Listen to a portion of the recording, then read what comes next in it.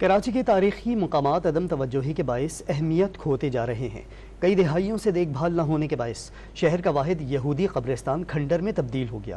Report کر رہے ہیں شفیع بلوچ۔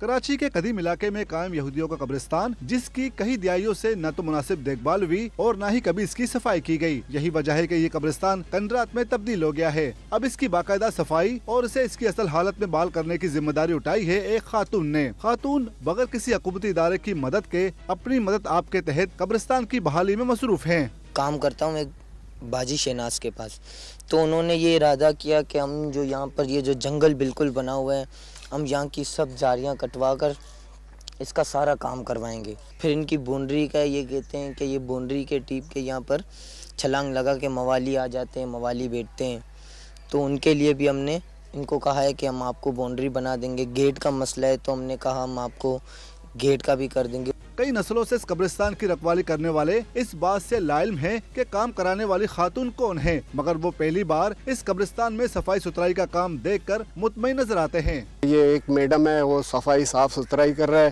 تو ان لوگوں نے کہا تھا کہ میں صفائی کروں گا اور یہ کیا کانٹے وغیرہ ہیں اس کو صفائی کریں گے اور اس کو بالکل صاف ستھرائی کریں گے اور اس کے صحیح حفاظت کریں گے۔